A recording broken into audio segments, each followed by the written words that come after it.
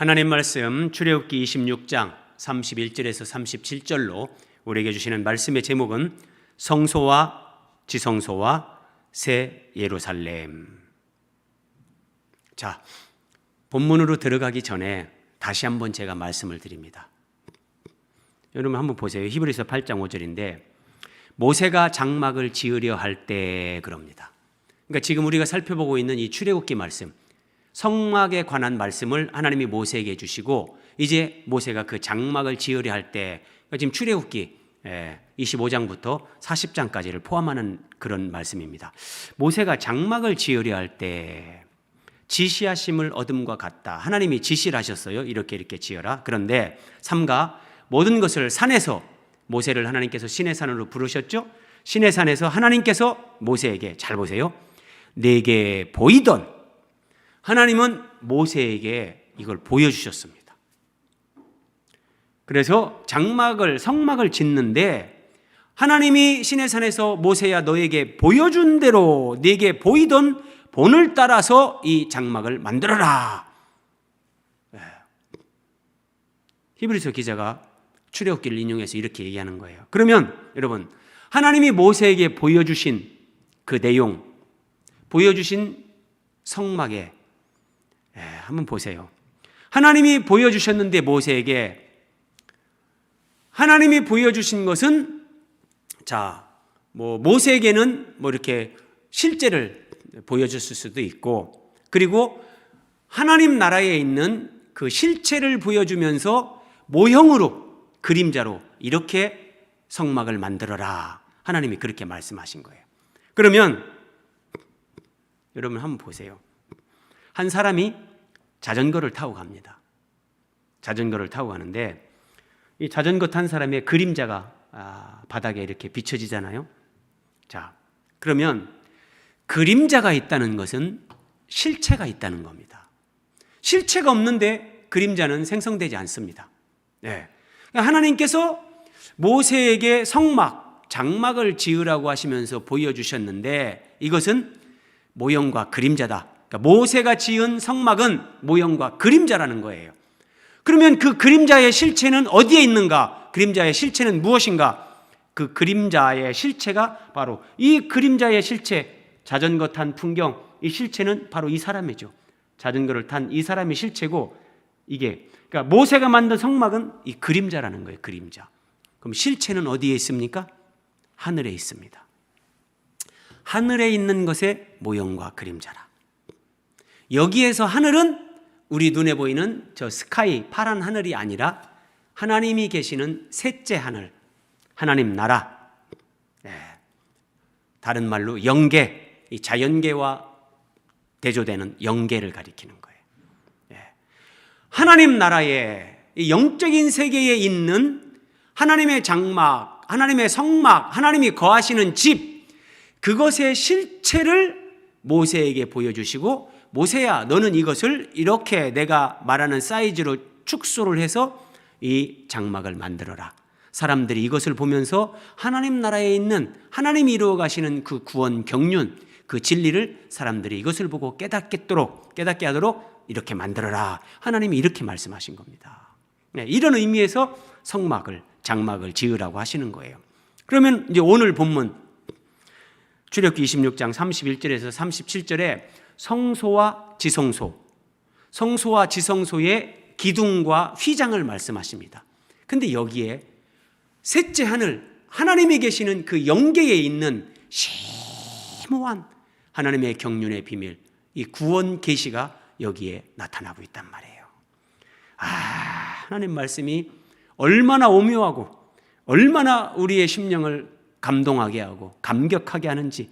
그래서 하나님의 말씀의 이 진리를 맛본 사람들은 다른 것으로 신앙생활을 못합니다, 여러분. 자, 본문을 한번 볼게요.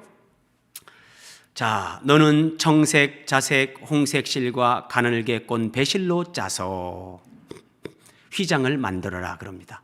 청색, 자색, 홍색, 가늘게 꼰 배실, 이런 의미들은 지난 주일날 영상을 보면 여러분들이 다시 한번 확인할 수 있습니다. 하나님이 그 성소와 지성소, 안에서 볼 때 첫 번째 덮개, 첫 번째 그 휘장을 만들 때 청색, 자색, 홍색, 가늘게 꼰 배실, 흰색 실로 짜서 이 휘장을 만들어서 첫 번째 네 겹인데 첫 번째 덮개를 그렇게 씌우라고 하셨죠. 그런데 똑같은 재료로 휘장을 만들어라 그래요. 자, 이렇게 휘장을 만듭니다. 그래서 여기에 청색도 있고 자색도 있고 뭐 홍색도 있고 다 있어요. 그리고 그 휘장 천 위에 그룹들을 정교하게 수를 놓아라. 이런 천사의 모양 그룹이라고 합니다. 자, 그러니까 그 성소 지성소의 천정 부분에 있던 것과 지금 지성소와 성소 앞에 이렇게 휘장을 치는 것과 이렇게 재료와 모양이 똑같다는 걸 알 수 있습니다. 자, 밑에 그림을 한번 보세요. 이렇게 지성소, 성소가 있는데 지성소와 성소 사이를 막는 요 휘장, 이 휘장, 지금 여기서 만들으라는 거, 출애굽기 26장 31절에서 만들으라고 하시는 휘장은 지성소 앞에 사람들이 함부로 두르지 못하게끔, 제사장도 함부로 두를 수 없게끔 하나님이 막아버리는 이 지성소의 휘장, 이 휘장을 만들라고 하시는 거예요. 자, 그럼 여기에 어떤 의미가 있냐면요, 하나님이 이 성막을 만들라고 하시면서 첫 번째 말씀하신 것이 법궤, 언약궤였죠. 그리고 언약궤의 상판 뚜껑 두 그룹 사이, 거기를 속죄소라고 했죠. 근데 하나님이 거기서 내가 너와 만나고 이렇게 말씀하셨어요.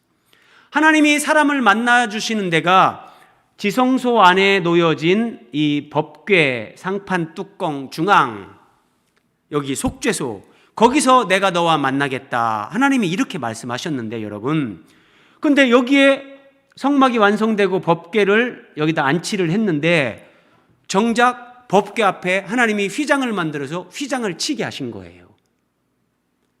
휘장을 친다는 것은 내가 너를 거기서 만나겠다 하나님이 말씀하셨지만 사람이 그 하나님을 만날 수 없다는 거예요. 그걸 시각적으로 보여주는 거예요.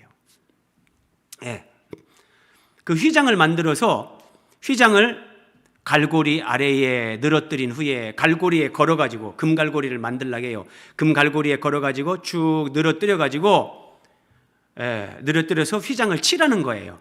그리고 증거계 언약궤를 그 휘장 안에 지성소에 들여놓으라. 그 휘장이 지성소와 성소를 구분하리라. 그러니까 지금 여기 제사장이 있는데 제사장 앞에 있는 이 천, 이게 휘장이에요, 휘장. 그리고 이 뒷면이 지성소란 말이죠. 그 뒷면에 법궤, 언약궤가 있고, 그리고 그 속죄소에서 내가 너를 만나겠다 말씀하셨지만 정작 만날 수가 없는 거예요.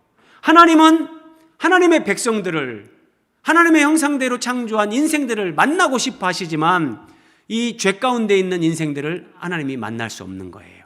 그것을 여기에 휘장, 커튼을 쳐서 하나님과 사람 사이에 이 벽이 있다, 막힌 담이 있다, 이것을 시각화해서 보여주는 거예요. 이것을 이사야서 59장에서는 이렇게 설명합니다. 오직 너희 죄악이 너희와 너희 하나님 사이를 갈라놓았다. 하나님은 거룩하시고 의로우시고 사랑이시고 완전하시고 하나님의 속성이 거룩입니다. 거룩. 그래서 하나님은 그냥 하나님의 속성상 죄와 더러움과 함께 할 수가 없는 거예요. 여러분, 빛과 어둠이 함께 할 수 없는 것처럼 하나님이 죄와 함께 할 수 없는 거예요. 그래서 뱀의 유혹을 받아서 선악과를 먹고 이제 하나님을 등지게 된 인생들은 다 아담의 후손으로 태어나면서 원죄를 가지고 태어나기 때문에 태어나면서부터 하나님과 이렇게 분리, 단절이 된 상태로 태어나는 거예요. 하나님과. 그것을 하나님이 거하시는 장소, 지성소, 그 앞에 휘장을 치면서 커튼으로 딱 막을 치면서 하나님과 사람 사이가 이렇게 막혀 있다. 하나님과 너희 사이가 이렇게 지금 갈라져 있다. 분열, 단절되어 있다. 하나님이 이걸 설명해 주시는 거예요. 이렇게요. 앞에 보이는 이 부분은 이제 성소죠. 그래서 성소 남쪽에 등잔대가 있고 성소 북쪽에 이제 떡상, 진설병 상이 있는 거죠. 근데 그 앞에 정면에 이제 이렇게 휘장이 딱 쳐서 하나님 앞에 나가지 못하게 딱 막은 거예요. 너희 죄악이 너희와 너희 하나님 사이를 갈라 놓았다. 이걸 보여주는 거고요. 자, 그런데 여러분, 여기서 한 가지만 생각해 볼까요? 성경은 하나님은 빛이시다 그래요. 하나님이 빛이시다 그러는데, 만약에 여러분 우리가 살아가는 이 세상에 태양빛이 비추지 않는다고 생각해 보세요. 암흑천지에다가 모든 생명체는 다 죽습니다. 태양이 없이 생존할 수 없습니다. 생명체는. 그런데 사람을 지으신 하나님은 빛이십니다. 저 태양과 견줄 수 없는, 비교할 수 없는 그런 빛이세요.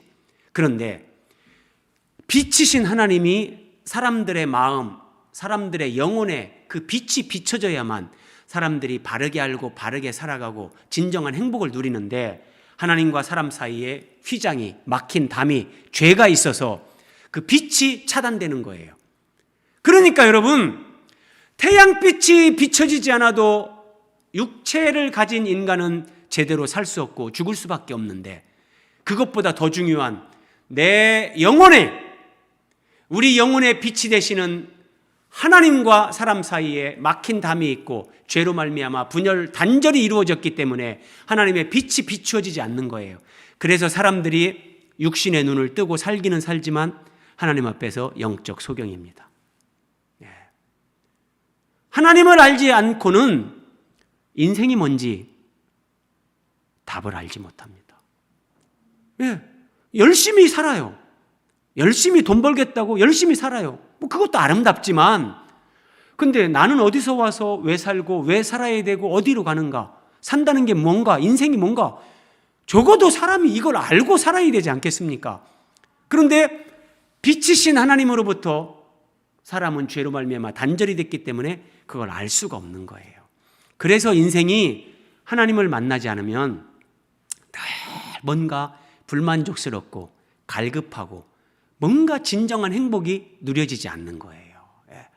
근데 그 하나님을 만나고 하나님의 말씀으로 복음의 광채, 예수 그리스도의 빛비춤을 그 심령에 받을수록 그냥 감격, 행복, 환희, 내 영혼에 햇빛 비치니 막 찬송이 터져 나오면서 찬란한 그 삶을 살아가는 거예요. 이게 은혜입니다, 여러분. 은혜. 그래서 하나님이 모세를 통해서 민수기에 보면 대제사장 대제사장 아론에게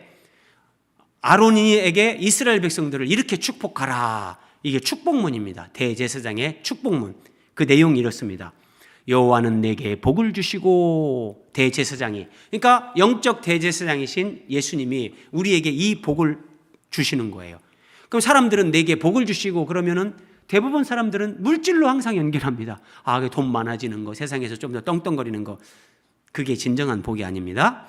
하나님이 주시는 복이 뭐냐? 여호와는 그의 얼굴을 내게 비추사. 빛이신 하나님이 하나님의 얼굴을 나에게 비춰주시는 거예요. 내 영혼에 생명의 빛, 진리의 빛, 이 빛이 쫙 비춰지는 거예요. 이것을 하나님이 우리에게 주시는 복이다. 성경은 그러는 거예요. 이 빛비춤을 받으면 평강 주시기를 원하노라. 옆에서 폭탄이 떨어져도 그 평강을 누리는 사람이 된다는 거예요. 다시 보세요. 그 휘장을 갈고리 아래에 늘어뜨린 후에 증거궤를 그 휘장 안에 들여놓으라. 그 휘장이 성소와 지성소를 구분하리라. 여러분, 여기 기둥이 있고 기둥 뒷면에 이제 갈고리로, 금 갈고리로 이 휘장을 이렇게 내려놓은 겁니다. 자, 그 다음에 증거궤를 그 휘장 안에 들여놓으라. 두 번째 그림 보세요. 자, 여기가 지성소, 여기가 성소입니다. 증거궤, 언약궤, 법궤를 지성소에 넣어놨어요. 근데 그 휘장이, 이 휘장이 성소와 지성소를 구분하리라. 그래서 하나님의 법궤가 있는 곳 지성소, 가장 거룩한 장소라는 말이에요. 그 앞에는 성소, 거룩한 장소. 그래서 이 휘장이 지성소와 성소를 이렇게 구분하고 하나님이 계시는 곳 상징성 지성소. 그래서 여기 법궤가 이렇게 있는 거예요. 자, 그런데 네, 여러분, 자, 요거는 그냥 뭐 간단한 내용인데 한번 설명드릴게요. 본문에 나오니까 휘장 바깥 그럽니다. 그러면 여러분, 자, 지금 이게 휘장이잖아요. 휘장 바깥, 성소 쪽을 얘기하는 거예요. 휘장 바깥, 성소. 이 성소의 북쪽에 상을 놓고 성소의 휘장 바깥, 성소의 북쪽. 그러면 여러분, 자, 이쪽에 지금 대제사장 등 쪽이 출입구, 등 쪽이 동쪽이고, 지금 여기 지성소, 법궤가 있는 쪽이 서쪽이고, 그러면 자, 북쪽, 휘장 바깥쪽, 성소의 북쪽이라고 하면 제가 여러분 주일날 말씀드렸죠? 북쪽에는 뭐가 있다고요? 우리 한반도 북쪽에는 쌀이 부족하잖아요. 먹을 양식이 부족한 거예요. 북쪽에는 떡이 필요해요. 북쪽에 떡상을 놓고, 그 성소의 남쪽에 등잔대를 놓고, 대한민국에는 교회가 많아요. 그래서 저녁마다 밤에 십자가 네온 사인이 비춘다. 그래서 등잔대를 놓고, 그렇게 연상법으로 외우면 쉽다겠죠? 자, 뭐 오늘 본문에서 뭐 이런 걸 뭐 설명하진 않습니다. 자, 그런데 여러분, 심오한 말씀이 나옵니다.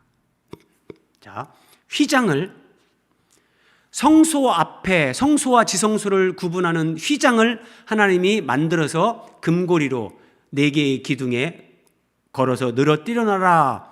그래서 하나님과 사람 사이에 막힌 담, 죄로 말미암은 어떤 분리, 이걸 시각화해서 보여주는 거라고 설명했잖아요.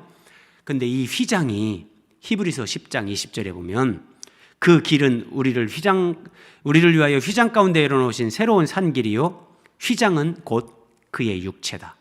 휘장은 예수님의 육체다 그럽니다. 정말 심오한 말씀입니다, 여러분. 그러니까 출애굽기 26장 33절에서 하나님께서 지성소와 성소를 구별하는 그 휘장을 만들으라고 하실 때, 이 휘장은 이 땅에 사람의 몸을 입고 오시는 예수 그리스도, 성자 하나님이 입으시는 육체, 이거를 상징한다는 거예요. 심오한 거예요, 여러분. 그래서 예수님이 이제 십자가에서 다 이루었다. 다 이루었다. 그리고 예수님이 숨을 거두십니다. 그때 예수님이 다 이루었다고 선포하시고 돌아가시는 그때 성소 휘장이, 자, 하나님과 사람 사이에 막혔던 그 막힌 담, 죄를 상징하는 성소 휘장이 위로부터 아래까지 찢어져 둘이 됐다. 골고다 언덕에 예수님과 두 강도가 함께 이렇게 했는데 예수님이 운명하실 때 이게 찢어지는 거예요. 이 휘장이 위로부터 아래로 찢어졌다 그래요. 이게 아래부터 위로 찢어졌다면 사람이 찢는 의미가 되는 거죠. 근데 위로부터 찢었다는 것은 하나님이 찢으셨다는 거예요. 예수님이 인생들의 죄를 짊어지고 십자가에서 대신 죽으심으로 그 죄값을 지불하심으로 말미암아 이제 죄인인 우리가 예수님을 통해서 하나님 앞에 나아가는 길이 열렸다. 히브리서 10장 20절 다시 보세요. 그 길은, 휘장 가운데로 난 이 길을 얘기하는 거예요. 그 길은 우리를 위하여 휘장 가운데로 열어놓으신 새로운 살 길이다. 이 길로 가면 우리가 살게 된다는 거예요. 영생을 얻게 된다는 거예요. 생명이신 하나님께 나아가게 된다는 거예요. 여러분, 이렇게 성경은 논리적이고 완벽합니다. 이렇게. 그래서 휘장이 예수님이 십자가에서 몸 찢고 피 흘릴 때, 예수님의 몸이 찢길 때 하나님과 사람 사이에 막힌 담이 됐던 휘장이 찢어지는 거예요. 그래서 예수 그리스도의 육체가 찢김 당할 때 성소의 휘장이 찢어지면서 우리가 그 예수 그리스도를 통해서 하나님 앞에 나가는 길이 열렸다. 기둥의 의미. 자, 금 갈고리를 이제 휘장을 만들었어요. 그 다음에 금 갈고리를 네 기둥 위에 늘어뜨리되 네 기둥을 조각목으로 만들어라. 자, 이런 아카시아 나무, 가시나무로 조각목, 이게 조각목입니다. 이걸 깎아서 이렇게 나무 기둥, 여기 네 기둥 그랬잖아요. 네 개의 기둥. 네 개의 기둥을 이 조각목으로 만드는 거예요. 그래서 이렇게 나무로 만들었어요. 그리고 그 조각목 기둥을 금으로 싸라. 금으로 쌌습니다. 자, 여러분, 복습합니다. 조각목의 영적인 의미가 뭐라고요?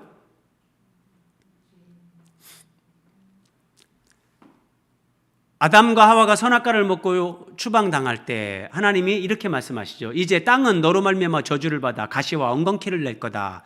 그래서 가시가 있는 조각목은 저주받은 인생. 저주받은 인생. 예수님에게 이걸 적용할 때 예수님이 가지고 있는 인성, 이런 걸 의미한다고 제가 말씀드렸잖아요. 그러니까 지금 여기서 가시가 있는 조각목은 죄 가운데 있는 우리 인생을 상징하는 거예요. 근데 거기다 금으로 쌌어요. 금으로. 금은 뭘 상징한다겠죠? 네. 변함없으신 하나님의 속성, 하나님의 영원하심, 하나님의 거룩하심, 하나님의 사랑하심, 하나님의 의로우심. 그래서 하나님의 영원, 거룩, 하나님의 그런 하나님의 생명과 성품, 이런 것들을 성경이 금으로 그렇게 묘사를 합니다. 그러니까 조각목을 금으로 쌌다는 것은 죄인인 우리를 하나님께서 예수 그리스도를 통해서 구원하셔서 하나님의 생명과 성품에 참여하는 자로 우리를 변화시키는 거예요. 구원하는 거예요. 이게 조각목을 금으로 싼 지금 이 상태예요. 그런데 오늘 말씀이 얼마나 깊고 오묘한지 모릅니다. 금으로 싸서 내 은받침 위에 이 기둥을 세워둬라. 그렇게 말씀하시는 거예요. 이렇게 금으로 싼 기둥을 밑에다가 은받침. 여러분, 우리가 성소, 지성소의 양쪽 널반, 48개의 널반을 세울 때 널반 하나에 2개의 촉이 있었잖아요. 그래서 그 받침대는 2개가 한 조로 돼가지고 이렇게 끼웠는데, 지금 지성소 앞에 기둥은 그냥 받침이 하나입니다. 하나. 그러니까 기둥이 여기 4개잖아요. 4 기둥을 조각목으로 만들고, 그러니까 기둥이 4개인데, 자, 그러니까 받침을 4개를 만들어야 되죠. 근데 여기서는 그 받침을 뭘로 만듭니까? 은. 은은 그 영적인 의미가 뭐라겠죠? 여러분, 이런 거 알아야 돼요. 자, 은은 예수 그리스도의 구속의 은혜. 네, 구속의 은혜. 그래서 속전을 낼 때도 은으로 몇 세겔 이런 식으로, 요셉이 팔려갈 때도, 예수님을 팔고 가룟 유다가 돈을 받을 때도 다 은 30, 은 20 이런 식으로 은이 쓰여집니다. 네, 그러니까 은은 대가를 지불하는 거라고 제가 말씀드렸죠. 근데 궁극적으로 예수님이 우리의 죄를 짊어지고 십자가에서 우리 대신 그 죄값을 지불하는, 그래서 은은 예수 그리스도의 구속의 은혜를 상징합니다. 이런 건 상식적으로 여러분 이제 외우셔야 돼요. 그러니까 은으로 만든 받침 위에 금으로 싼 조각목이 기둥으로 세워진다. 심오한 거예요.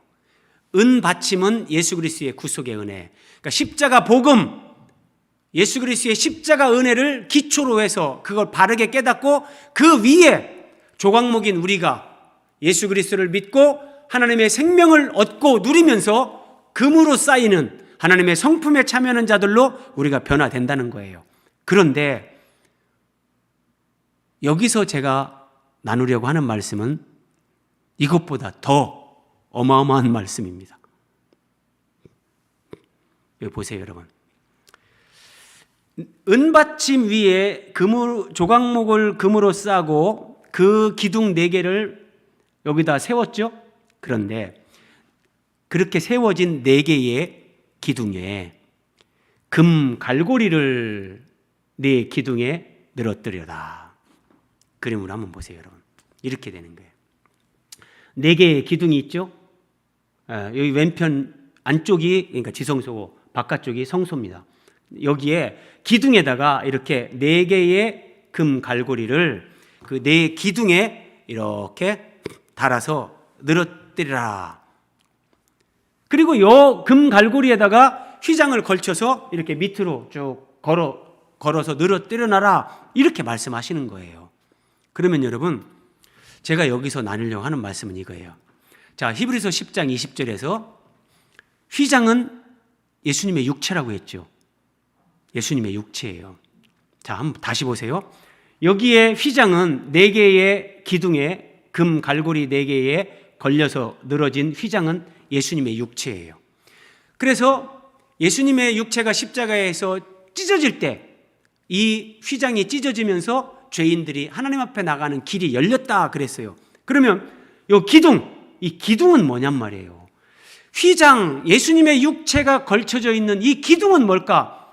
여러분, 목사님 뭐 그렇게 하나하나 우리가 다 알아야 됩니까? 그렇게 생각하실 수도 있지만 제가 말씀 시작할 때 얘기했잖아요. 이것은 셋째 하늘에 있는 모형과 그림자. 예, 다 그걸 보여주는 하나님의 정말 놀라운 구원 계시가, 하나님의 경륜의 비밀들이 여기에 다 나타나고 있다니까요.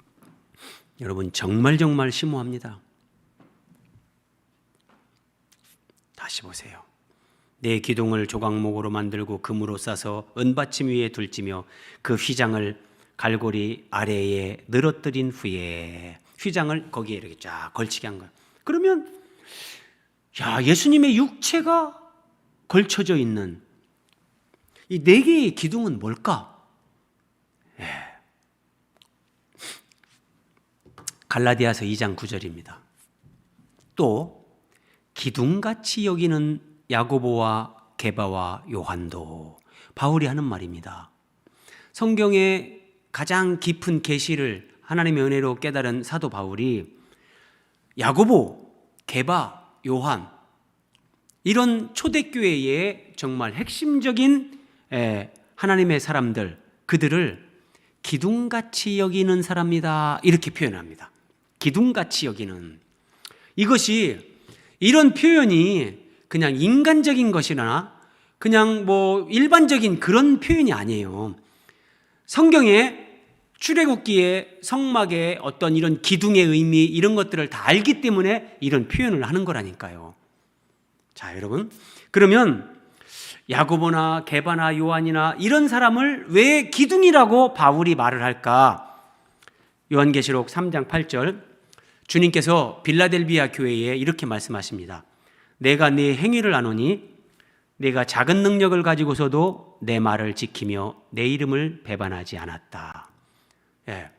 빌라델비아 교회가 예수님으로부터 칭찬을 받는 거예요. 그런데 네가 작은 능력을 가지고서도 내 말을 지켰다. 작은 능력을 가지고 우리한테 적용해 볼까요? 작은 물질을 가지고 살았지만, 부유하지도 않았지만, 그럼에도 불구하고 하나님 말씀대로 너는 살았다. 돈 따라가지 않고 세상 따라가지 않고 너는 주님을 따라서 살았다. 어떤 경우에도 주님의 이름을 배반하지 않았다. 신앙 양심을 버리지 않았다. 이 빌라델비아 교회 성도들의 행위, 주님께서 이걸 칭찬하시는 거예요. 대단한 사람들이에요, 여러분. 대단한 사람들. 저는 이 말씀으로 참 몇 번 그 위로를 받은 적이 있어요. 자, 우리 교회는 작은 교회예요.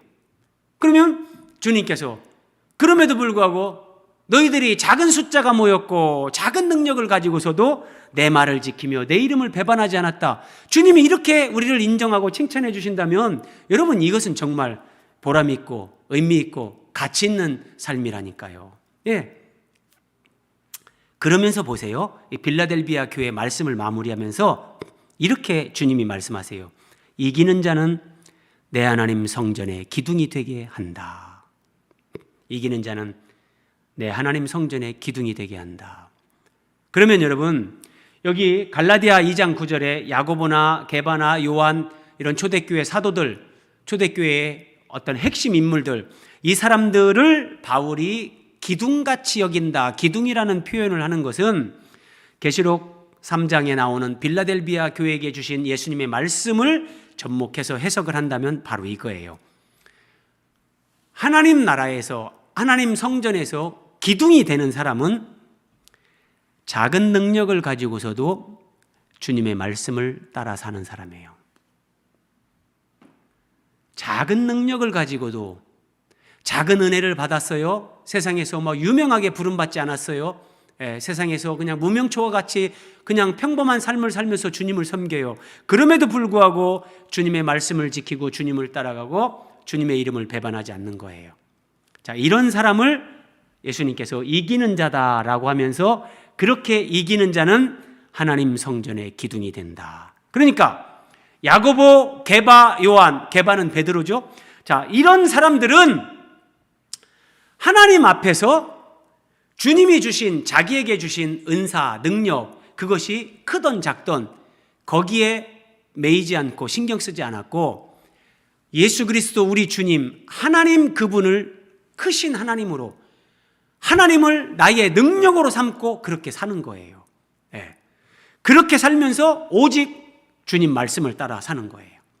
주님의 이름을 어떤 경우에도 배반하지 않는 거예요. 그래서 이 사람들이 하나님 성전의 기둥, 초대교회의 기둥이 되는 거예요. 기둥이요. 이것을 우리에게 조금 더 한번 적용을 해볼까요? 그러니까 예수님의 육체를 상징하는 지성소 앞에 휘장을 이렇게 걸고 있는 지성소 앞에 4개의 기둥은 주님의 몸된 교회의 기둥 같은 사람들. 자, 조각목에 금이 쌓이고 은받침 위에 기둥으로 세워진 예수 그리스도의 구속의 은혜 은받침, 이걸 기초로 해서 조각목 같은 인생이 하나님 앞에 구원받고 금으로 쌓이면서 하나님의 생명과 성품으로 충만하게 되면서 주님의 몸된 교회의 귀한 일꾼이 되는 겁니다. 자, 그런 일꾼들에게 이 휘장이 걸쳐져 있는 거예요. 예수님이 거기에, 예수님이 함께 기둥에 붙어 있는 거예요. 그 기둥과 예수님이 같이 있는 거예요. 신비로운 말씀, 심오한 말씀입니다. 자, 그러면 이게 어떻게 되는가 한번 보세요, 여러분. 4 기둥을 조각목으로 만들고 금으로 쌓아 그랬잖아요. 이 그림 뒷부분에 보세요. 이게 이제 요 4개의 기둥이 있는데, 4개의 기둥 여기가 뒷면이 지성소. 그래서 여기에 이제 법궤가 있는 거예요.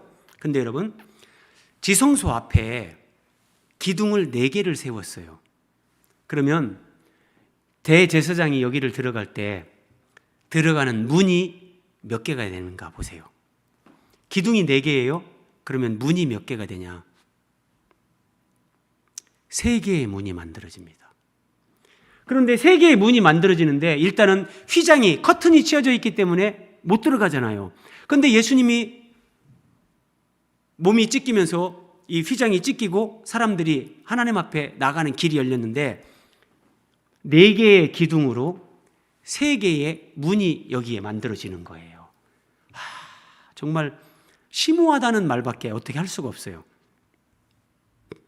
여러분, 하늘에 있는 것의 모형과 그림자라겠죠. 하늘에 있는 거 보세요. 요한계시록 21장. 성경은 요한계시록 22장으로 끝이 납니다. 근데 요한계시록 21장, 거룩한 성 새 예루살렘에 대해서 설명을 하면서, 거룩한 성 새 예루살렘 아래쪽 성곽에 동쪽에 3개의 문이 있다. 북쪽에 3개의 문이 있고 남쪽에 3개의 문이 있고 서쪽에 3개의 문이 있다. 지금 여기 지성소 앞에 4개의 기둥 그리고 언약궤가 있는 거, 여기는 정면에서 볼 때 서쪽이잖아요. 서쪽에 3 문이 있다. 여러분, 이것은 제 개인적인 자의적인 해석이 아니라 하나님의 말씀의 어떤 그런 하나님의 말씀의 계시를 따라서 여러분들에게 제가 설명을 드리는 거예요. 왜 여러분 여기에 4개의 기둥이죠? 그러면 앞에 성소 앞에 기둥이 몇 개 세워지는 줄 아세요? 몇 개일까요? 거긴 4개가 아니에요.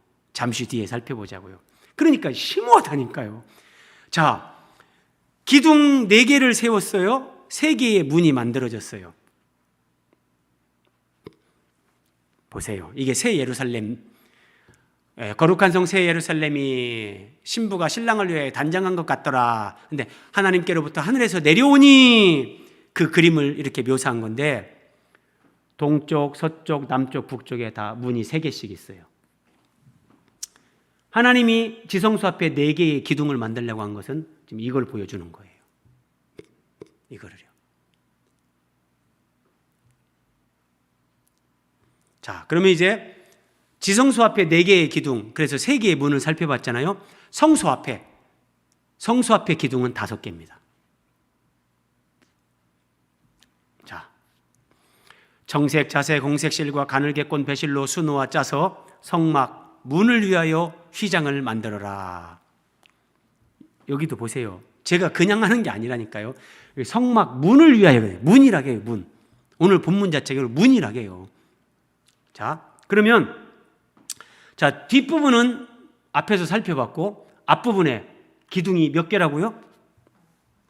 성막 문을 위하여 휘장을 만드는데 여기 기둥이 5개예요.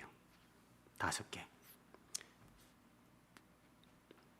휘장을 만들고, 그러니까 여기서의 36절에서의 휘장은 지성소 앞의 휘장이 아니라 이 성소 앞을 가리는 휘장이란 말이에요. 네, 휘장. 이 휘장을 만드는데 그러면 5개의 기둥, 바로 이 휘장을 만들려고 하는 거예요. 앞에 있는 이 휘장. 여기는 지성소 휘장이고요. 자, 이 휘장을 만드는데 그 휘장 문을 위하여 기둥 5을 조각목으로 만들어 금으로 싸라. 똑같아요. 조각목으로 만들고 금으로 싸고 금 갈고리도 금으로 만들어서 또 그 기둥을 위하여 받침 5개를 만드는데 보세요. 이렇게 5개의 기둥이 앞에 있어요. 5개의 기둥이 있고 금으로 쌌어요. 그런데 그 기둥을 위하여 받침 5개 밑에 받침을 놓는데 이 받침은 놋입니다. 놋. 지성소 앞에 기둥의 받침은 뭐라고요? 은. 다 의미가 다르다니까요. 여기는 놋이에요. 놋받침이에요. 놋. 자, 놋받침을 5개를 놓는데 그러면 놋의 의미가 뭔가 우리가 알아야 돼요. 성경은 정말 심오하다니까요. 이 놋받침. 자, 성경에서 놋은 심판을 상징합니다. 이스라엘 백성들이 원망 불평이 끊어지지 않을 때 하나님께서 이스라엘 백성들을 뱀이 나와서 물었죠. 불뱀이 물었어요.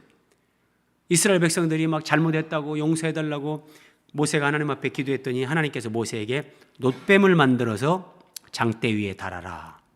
그 뱀에 물린 자마다 장대 위에 달린 놋뱀을 보는 자마다 모두 살리라. 하나님이 이렇게 말씀하셨어요. 자, 여기에 놋이 들어가요. 그리고 나중에 살펴보지만 번제단을 만들 때 번제단은 짐승을 잡아서 태워서 하나님 앞에 제사를 드리는 거잖아요. 예수님이 십자가에서 그렇게 완전히 하나님 앞에 완전한 순종으로 드려질 것을 예표하는 건데 그것도 이제 놋이 사용됩니다. 놋을 쓴다는 건 심판이에요. 심판. 이 말씀이 어떻게 심판으로 연결되는가 보세요. 예수님이 놋뱀을 장대 위에 달고 그걸 보는 자들이 살게 된 것, 이것을 인용하면서 모세가 광야에서 뱀을 든 것 같이 인자도 들려야 하리니. 그러니까 여기서 놋뱀은 여러분 왜 하나님이 하필 뱀을 만들으라고 했을까? 뱀은 정말 생각만 해도 막 은혜가 안 되는데 이렇게 처음에는 이렇게 생각하는 분들 많아요. 알고 나면 이 놋뱀의 의미를 알고 나면 여기서도 감동을 받죠. 자, 양과 염소를 얘기하는 것과 비슷해요. 염소는 똑같이 예수님이 십자가에 피 흘려 죽는 걸 상징하는 건데 어린 양은 그런 쪽이고 염소는 그 예수님이 하나님의 어린 양으로 십자가에 죽임을 당하시는데 하나님의 공의적인 속성을 충족시키기 위해서 예수님이 우리 대신 심판당하시는 그걸 이렇게 거기다가 초점을 맞출 때는 염소로 나오는 거예요. 그래서 아사셀 염소, 무인지경으로 가서 그렇게 죄를 짊어지고 가서 쓸쓸히 죽는 그런 면에서는 양이 아니라 하나님이 염소를 보내게 하는 거예요. 자, 마찬가지예요. 왜 이스라엘 백성들을 살리기 위해서 하나님이 놋뱀을 만들어 달라겠는가? 예수님이 십자가에서 죽으실 때, 자, 예수님이 뱀이 아니라 그 예수님은 십자가에서 뱀의 머리를 깨트리는 거예요. 십자가로 예수님은 사탄의 머리를 깨트리면서 뱀을 발로 밟으면서 예수님이 승리하시는 거예요. 그 의미를 여기서 담고 있는 거예요. 그래서 모세가 광야에서 뱀을 든 것 같이 인자도 들려야 하리라. 예수님이 십자가에서 그렇게 심판을 당할 때, 하나님이 사탄을 심판하는 것처럼 예수님이 십자가에서 죄인들의 죄를 짊어지고 어떤 면에서 그 공의의 심판을 십자가에서 당할 때 그 예수님을 바라보는 자들이 구원을 받는다, 이걸 얘기하는 거예요. 그래서 놋은 심판을 상징한다니까요.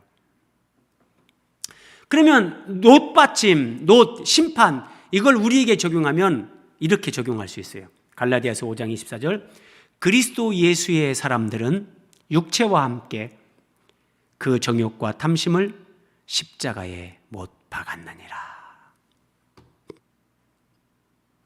이렇게 된 사람들이 하나님의 성전의 기둥이 되는 겁니다. 이런 사람들이 예수님 안에서 이기는 자가 되는 겁니다. 네. 이렇게 기둥이 되는, 하나님 성전의 기둥이 되는 거예요. 네. 그래서 여러분, 제가 참 감히 말씀드리지만, 제가 하나님 은혜 안에서 교회를 섬기면서 정말 그 고난의 과정들을 통과하지 않았다면, 그런 과정들을 하나님이 경험시켜주지 않았다면 저는 이런 설교 못한다니까요. 아, 정말 내 육체의 생명이 자아가, 나의 옛사람이, 내 욕심이, 내 야망이 주님과 함께 십자가에 못 박혀 죽는 그런 과정을 하나님이 경험하게 하시면서, 그때는 저도 몰랐지요. 어째 이런 일이, 어째 이런 일이, 어째 이런 일이. 근데 시간이 지나면서 하나님은 위대하십니다. 하나님은 완전하십니다. 하나님은 전능하십니다. 오 하나님, 그때 저에게 이런 은혜를 주고 십자가에 못 박히는 이 과정으로 저를 하나님께서 인도하시기 위해서 그런 환경, 그런 과정을 통과하게 하셨군요. 오 하나님, 하나님은 위대하십니다. 제가 막 이렇게 하나님을 향한 이 찬송이 터져 나오는 거예요. 육체와 함께 그 정욕과 탐심을 십자가에 못 박은 사람들, 여러분, 목사에게 탐심이라면 그 탐심이 뭐가 제일 크겠습니까? 아마도 큰 교회 만들고 싶은 인간적인 그런 탐심이요. 근데 여러분, 그 탐심 하나가 그냥 처리가 안 된다니까요. 하나님의 특별한 주권적인 섭리 안에서 십자가에 내가 못 박히는 그런 과정을 통과하지 않고는 그게 안 돼요. 그게 안 되면 내가 하나님 나라의 기둥으로 세워지지 못해요. 내가 이기는 자가 되지 못해요. 그러면 목사가 그런 상태면 교인들에게 그런 설교를 깨달음이 없으니까, 경험이 없으니까 하지를 못한단 말이에요. 예.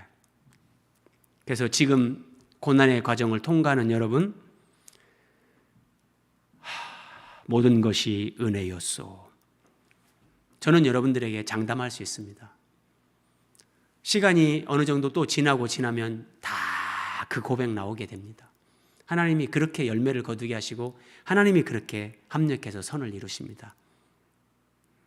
상투적인 말이 아니라 이것은 하나님이 그런 분이기 때문에 하나님이 그렇게 실제 이루십니다.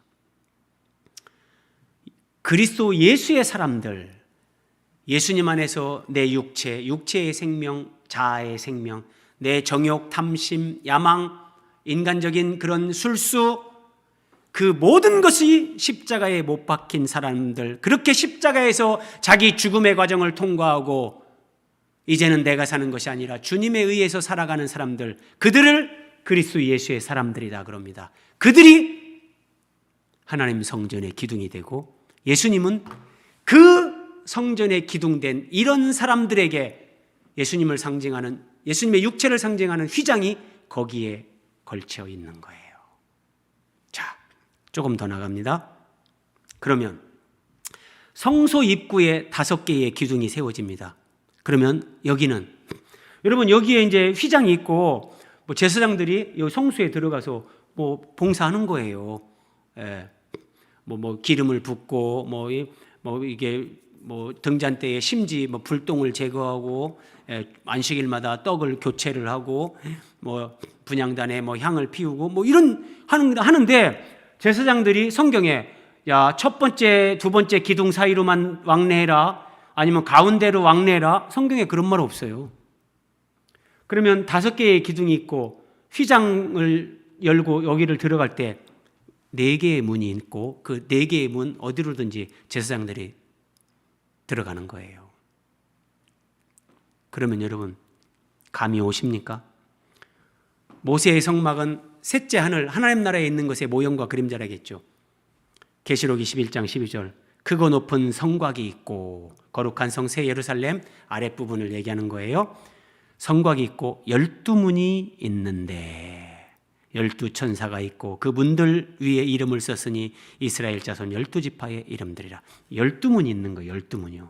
그럼 여러분 12문 감이 오십니까? 앞에서 설명드렸던 거 보세요. 화면 보세요. 성소 앞에 3개의 문이 있고 지성소 앞에 3개의 문이 있고 성소 앞에 5개의 기둥으로 4개의 문이 있습니다. 3, 4, 12 거룩한 성 새 예루살렘 동서남북에 3개씩 문이 있는데 그 문이 12문입니다. 여기에다가 12개를 어떻게 하기는 그렇잖아요. 하나님이 3, 4, 12 12문을 지금 여기서 계시하는 거예요. 하늘에 있는 것을 이렇게 계시하는 거예요.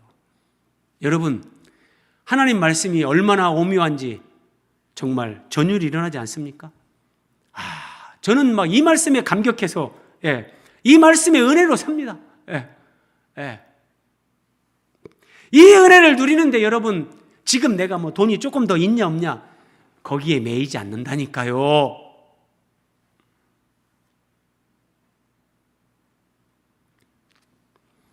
그 성의 성곽에는 거룩한 성 새 예루살렘 성을 얘기하는 거예요. 12 기초석이 있고 그 위에는 어린 양의 12사도의 12 이름이 있더라. 그러니까 여기 보세요. 12절에서는 이스라엘 12지파의 이름이 있고 14절에서는 12사도의 이름이 있는 거예요. 그럼 이게 무슨 의미냐면 그러면 여러분 실제로 그럼 뭐 거룩한 성 새 예루살렘 그 문에는 이스라엘 12지파 뭐 그러면 사도 12사도의 이름만 뭐 그 사람들만 뭐 어떤 의미가 있는 거겠습니까? 대표죠, 대표.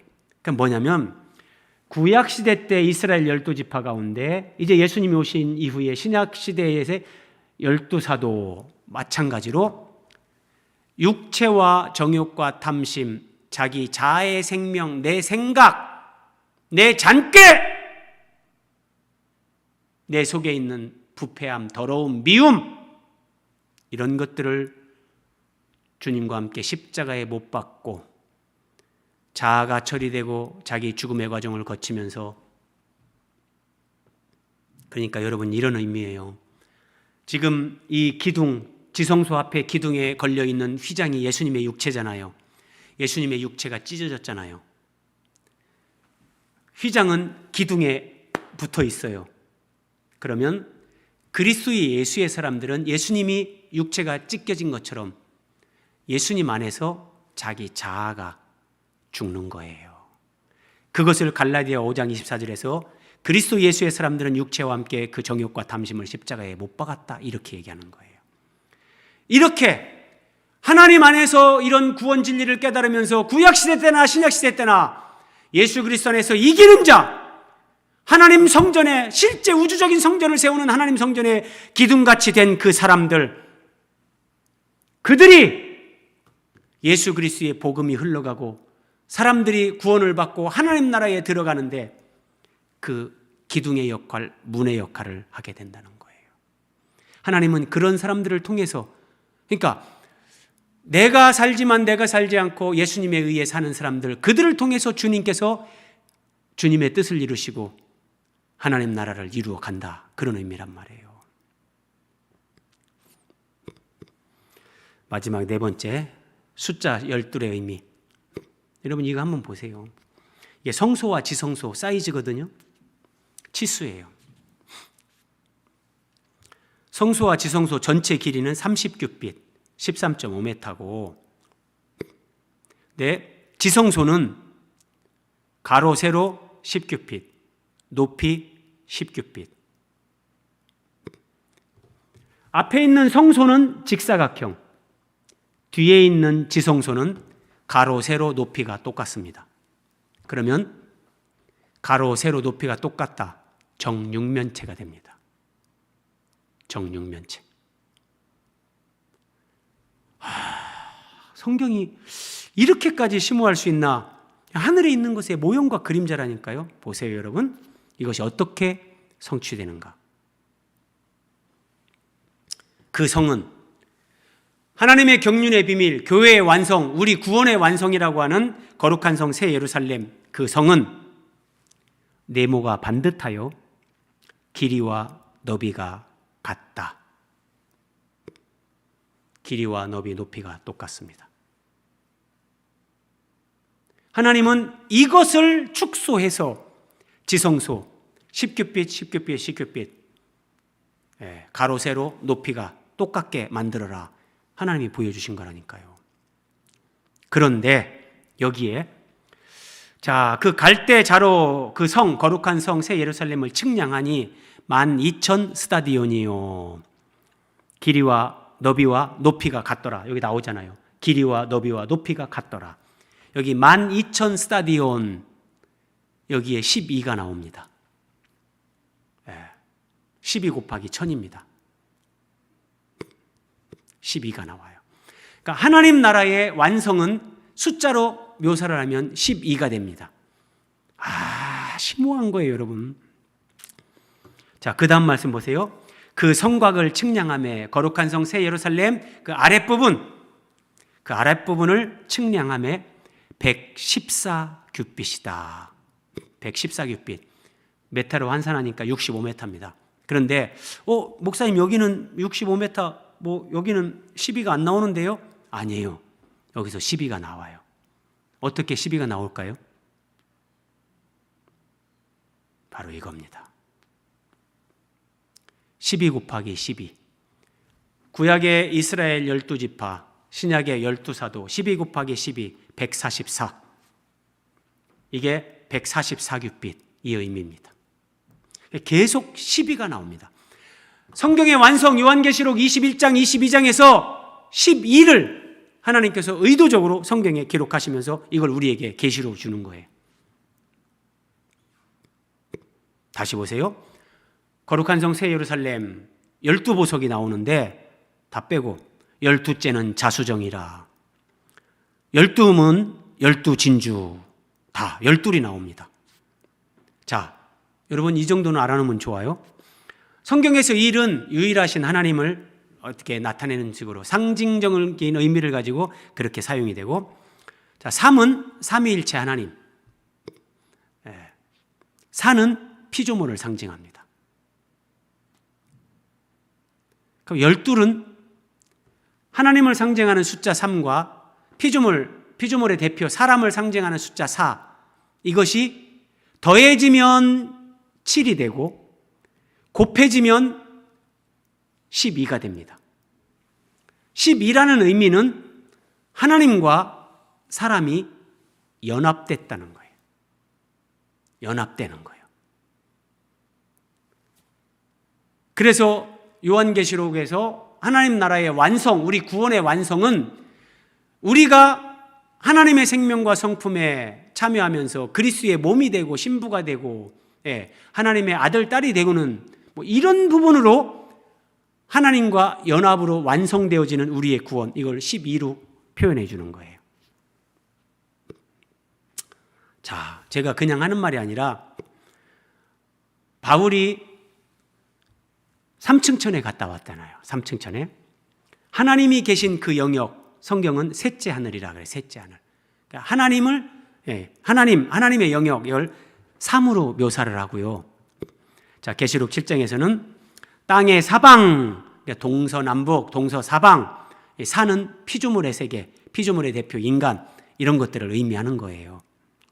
그런데 자, 12, 요한계시록에서 12가 계속 강조가 되는 것은, 자, 12는 3 곱하기 4. 하나님의 숫자에다가 사람의 숫자가 곱해진다는 건 연합되는 거예요. 자, 3 더하기 4 더해진다는 것은 7이 되는 거고, 예. 그러니까 아담을 흙으로 만들고 하나님의 영을 불어넣잖아요. 이거는 아담에게 하나님이 더해지는 거예요. 그래서 첫 창조는 7째 날 완성으로 첫 창조가 끝나요. 그런데 하나님의 새 창조, 예수님 안에서 하나님의 새 창조, 예수 그리스도의 구원은 12로 끝나요. 내 안에 예수님이 들어오시는 그 상태로 끝나는 것이 아니라 내가 주님과 함께, 내가 예수님을 통해서 성령 안에서 하나님 아버지와 함께 그냥 존재와 생명이 하나로 연합이 되어버리는 거예요. 예. 그래서 3 곱하기 4, 거기에다가 숫자 1000, 충만의 수. 죽게는 하루가 1000년 같다. 하나님 앞에서의 어떤 그런 충만, 이런 의미, 1000으로. 그래서 거룩한 성 새 예루살렘을 측량해봤더니 12,000 스타디온이라고 할 때 이거 12 곱하기에다가 충만의 수 1000. 이것이 이제 하나님의, 이게 구원받은 자들인데 이것이 이렇게 완성이 되는 거예요. 정말 사람이 가히 감당할 수 없는, 어쩌면 그런 말씀이죠. 자, 말씀을 마무리합니다. 요한계시록 22장, 성경 마지막 장. 자, 생명수 강이 흐르고 하나님 보좌로부터, 어린 양 보좌로부터 그 강 좌우에 생명나무가 있는데 12가지 열매를 맺습니다. 12가지, 12이 나옵니다. 네. 그리고 심오한 말씀입니다. 성령과 신부가 말씀하시기를 오라 하시는도다. 듣는 자도 오라 할 것이요, 목마른 자도 오라 올 것이요, 원하는 자는 값없이 생명수를 받으라 하시더라. 여러분, 여기서 성경 마지막에서 성령과 신부가 이렇게 말씀하십니다. 예수님이 말씀하시는 것이 아니라 그리스도의 신부인 거룩한 성 새 예루살렘, 주님과 주님의 신부로 부름받은 이 사람들이 완전한 연합을 이루었기 때문에 신부가 부르는 것도 예수님이 부르는 것과 똑같은 의미란 말이에요. 이걸 보여주는 거예요. 이거를요. 그러면 요한계시록 22장 17절, 이것은 나중에 마지막 날 그때 이루어질 거냐? 지금도 성령과 신부가, 그러니까 예수님은 지금도 교회를 통해서 사람들을 부르고 계시는 거예요. 그러니까 예수님의 육체를 상징하는 지성소 앞에 휘장이 기둥에 걸려 있잖아요. 그 기둥은 예수 그리스도 십자가 복음을 듣고 금으로 쌓이면서 하나님의 생명과 성품으로 참여하면서 변화를 이루어가면서 자기 육체의 생명, 자아의 생명, 내 생각, 내 뜻, 내 아집, 악한 습관, 죄, 욕심, 탐욕과 정욕과 내 모든 것을 십자가에 못 박고 그리스도 예수에 된 사람들, 그들이 주님의 신부 교회, 그래서 성령께서 그 교회와 함께 세상 가운데 오라 오라, 여기에 구원이 있다, 사람들을 부르고 그 문 3 곱하기 4 12문으로 지금도 하나님 나라에 사람들이 들어가게끔 그 일을 하신다는 거예요. 얼마나 감격스럽습니까? 그래서 교회는 사람의 숫자가 중요한 것보다 더 중요한 것은 이런 하나님 성전의 기둥 같은 사람들로 육체의 생명과 자기 자아와 욕심, 이것을 십자가에 못 박은 사람들, 그 숫자가 얼마냐? 하나님 나라에서 이것이 제일 중요하다는 거예요. 여러분, 우리 한 사람 한 사람이, 우리 교회가 이런 교회로 세워질 때 하나님께서 우리 교회를 통해서 하나님이 하나님 나라의 일을 이루십니다. 다 이렇게 쓰임받는 저와 여러분, 영광에 참여하는 우리 모두 되기를 주님의 이름으로 기원드립니다. 기도하겠습니다.